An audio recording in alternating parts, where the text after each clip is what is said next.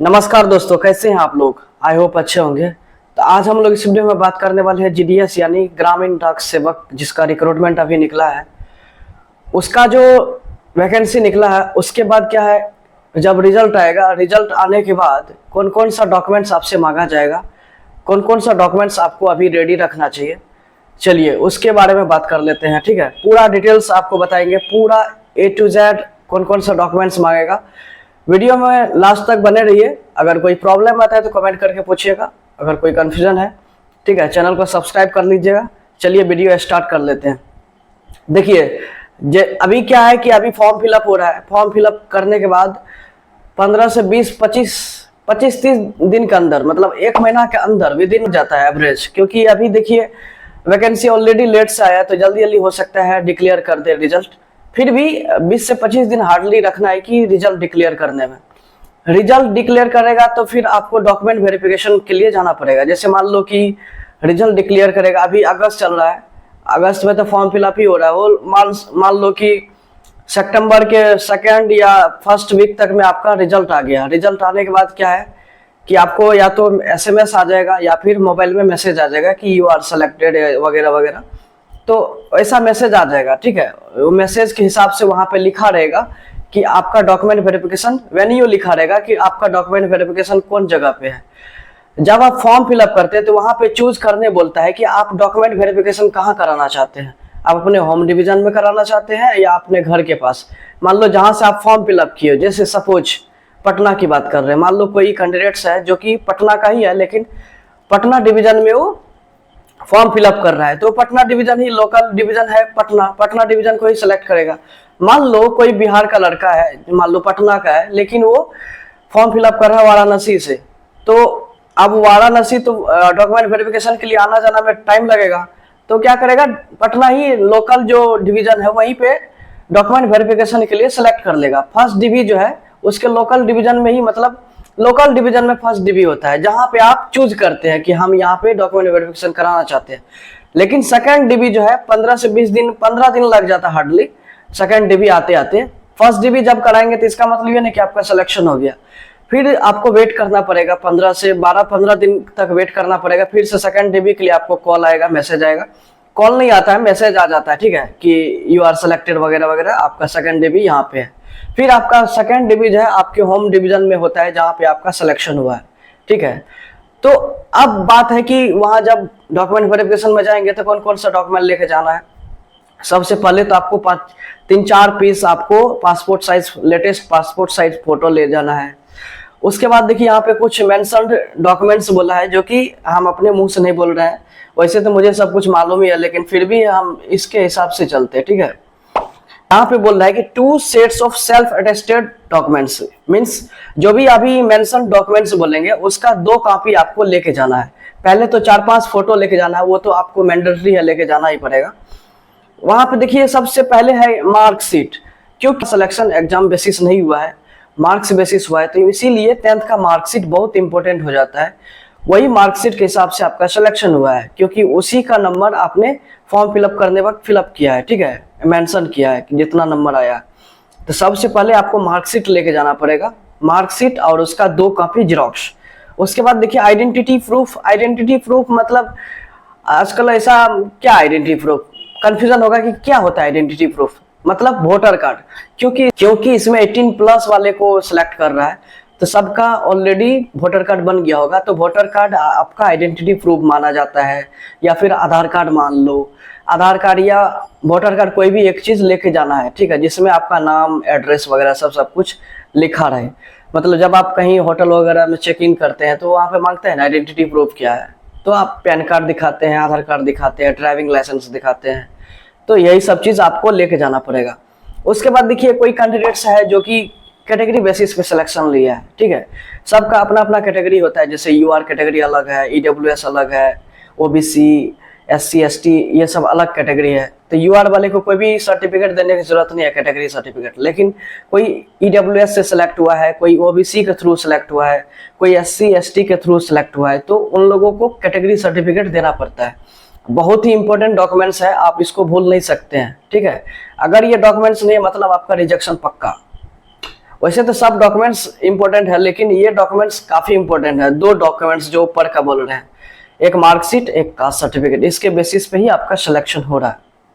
उसके बाद देखिए फिजिकल हैंडीकैप सर्टिफिकेट बोल रहा है कि कोई कैंडिडेट से जो फिजिकली हैंडीकैप्ड है, डिजेबल पर्सन है, बोलता है ना कि आर यू डिजेबल पर्सन, तो कोई अगर यस कर देता है तो उसको फिजिकली हैंडीकैप्ड सर्टिफिकेट दिखाना पड़ता है, ठीक है। तो वो आपके पास रहना चाहिए। जो फिजिकल हैंडीकैप नहीं है तो उसको ये डॉक्यूमेंट देने की जरूरत नहीं है, ठीक है। जो नॉर्मल कैंडिडेट्स है, जो नॉर्मली फिल किया है, तो उन लोगों को ये मैंडेटरी नहीं है। लेकिन ऊपर का जो मार्कशीट और आइडेंटिटी प्रूफ, कास्ट सर्टिफिकेट, ये सब मैंडेटरी है, ठीक है।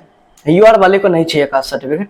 उसके बाद देखिए ईडब्ल्यूएस सर्टिफिकेट बोल रहा है कि ऑलरेडी हम कास्ट सर्टिफिकेट में ही समझा दिए थे कि जो कैंडिडेट्स ईडब्ल्यूएस के अकॉर्डिंगली सेलेक्ट हुआ है, जैसे मान लो कोई यूआर था लेकिन उसके पास ईडब्ल्यूएस सर्टिफिकेट भी है, तो कैटेगरी सेलेक्ट कर लिया ईडब्ल्यूएस, यानी एक्स्ट्रा वीकर सेक्शन सेलेक्ट कर लिया, तो ये भी एक अलग कैटेगरी हो गया, मतलब यूआर का ही एक सब कैटेगरी है।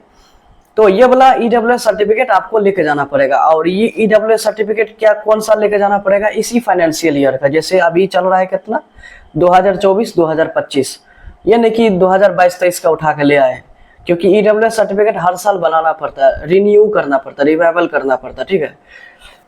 रिन्यू करना पड़ता है, रिवाइवल करना पड़ता है 31 मार्च के बाद। तो ईडब्ल्यूएस सर्टिफिकेट काफी इंपॉर्टेंट हो जाता है। उसके बाद देखिए ट्रांसजेंडर सर्टिफिकेट मांग रहा है, वैसा कैंडिडेट्स जो ट्रांसजेंडर है, जो ना ही मेल है ना ही फीमेल है, एक और सब कैटेगरी है मतलब जेंडर का, तो ट्रांसजेंडर है, कोई कैंडिडेट्स जो ट्रांसजेंडर है तो उनको ये सर्टिफिकेट देना पड़ेगा। लेकिन बहुत रेयरली ही होता है, 100% में समझिए 2% ट्रांसजेंडर का होगा। तो जो ट्रांसजेंडर के अकॉर्डिंगली सेलेक्ट हुआ है तो उन लोगों को ट्रांसजेंडर सर्टिफिकेट भी देना पड़ेगा। उसके बाद देखिए डेट ऑफ बर्थ प्रूफ मांग रहा है। डेट ऑफ बर्थ प्रूफ मतलब क्या, ऐसा नहीं कि डेट ऑफ बर्थ सर्टिफिकेट बनाने चले गए, क्योंकि पहले जो है डेट ऑफ बर्थ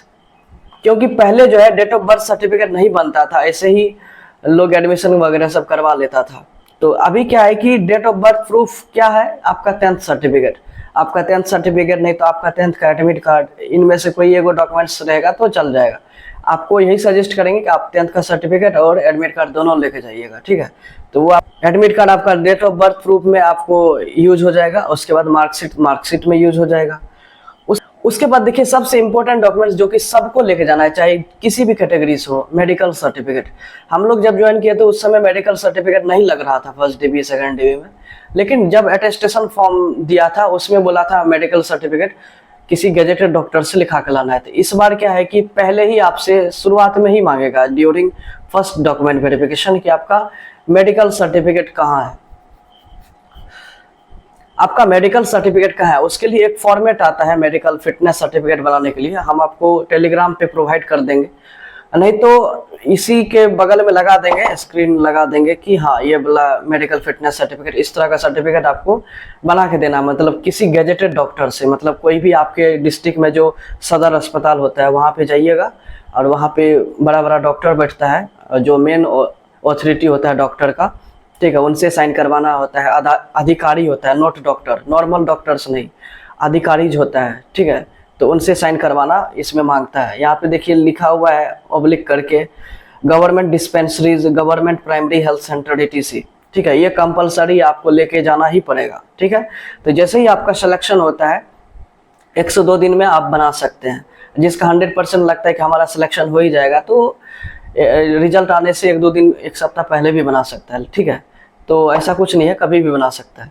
उसके बाद यहाँ पे देखिए certificate issued by the competent authority in respect of knowledge of tribal local language in case of engagement in the state of Arunachal Pradesh. Language certificate देना पड़ेगा, मतलब पहले जो है लैंग्वेज सर्टिफिकेट नहीं लग रहा था, इसी साल लागू किया है। जो भी अरुणाचल प्रदेश से फॉर्म फिलअप किया है, जो भी कैंडिडेट्स, चाहे बिहार, यूपी, झारखंड कहीं का भी हो, तो अरुणाचल प्रदेश वाले को तो समझो उन लोगों को भाषा आता है, लेकिन आउट ऑफ स्टेट, जो भी स्टेट्स के बाहर से वहाँ जा कर के फॉर्म फिलअप किया है और सिलेक्शन हो गया, तो उन लोगों को लोकल अथॉरिटीज एक लैंग्वेज प्रोफिशिएंसी टेस्ट जो दे करके, मतलब वहाँ पे जा करके आपको आता है लैंग्वेज बोलने, लिखने, पढ़ने के लिए, समझने के लिए, तो वहाँ पे टेस्ट दे करके, टेस्ट नहीं मतलब जस्ट लाइक इंटरव्यू कर करके, नॉर्मल वाइवा ले करके फिर आपका अप्रूव कर देगा, एक सर्टिफिकेट दे देगा कि हाँ आपको ये लैंग्वेज आता है बोलने के लिए।